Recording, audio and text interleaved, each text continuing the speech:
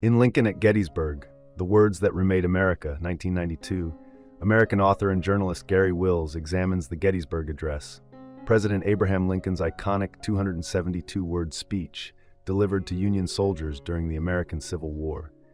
Wills identifies the key ideas and texts that shaped one of history's most memorable speeches.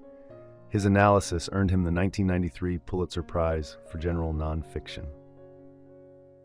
Although Lincoln took just 3 minutes to deliver his address, Wills argues convincingly that in those brief 180 seconds, Lincoln reshaped America's self-conception.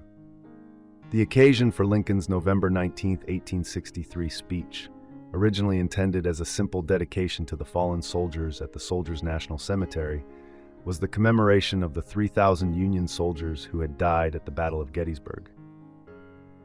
However, Lincoln's purpose extended far beyond a traditional tribute. Wills suggests that Lincoln aimed to cleanse the infected atmosphere of American history, one marked by the country's sins and inherited guilt. By invoking the Declaration of Independence's proclamation that all men are created equal, Lincoln sought to elevate the principles of equality and liberty as the true foundation of the nation. Wills argues that Lincoln deliberately sought to place the Declaration of Independence at the heart of America's identity, rather than the U.S. Constitution. The Constitution, he contends, had accepted slavery as a necessary evil, and by emphasizing the Declaration, Lincoln pushed for a new vision of America, one that would rise above the flawed ideals enshrined in the Constitution. He implied that the Constitution could and should be amended, and, with the Union's victory, slavery could be abolished, aligning the Constitution more closely with the Declaration's egalitarian spirit. To underscore the speech's radical impact, Wills cites an outraged editorial from the Chicago Times, which criticized Lincoln's speech for distorting the cause of the Civil War and insulting the sacrifices of the Union soldiers. The editorial condemned Lincoln for claiming that the founders would have endorsed racial equality, as they were men possessing too much self-respect to declare that Negroes were their equals. Wills maintains that the brilliance of Lincoln's speech transcended its immediate historical context. By redefining America's founding ideals in terms of equality, Lincoln provided a rhetorical foundation for every civil rights movement that would follow over the next 150 years. Furthermore, when advocates of segregation, housing discrimination, or bans on transgender military service argue their positions today, they are, in effect, contradicting the fundamental principles of America as defined by Lincoln. To understand how Lincoln achieved such rhetorical brilliance, Wills identifies several key influences. One of the most significant is Pericles' funeral oration, delivered in ancient Greece during the Peloponnesian War to honor fallen soldiers.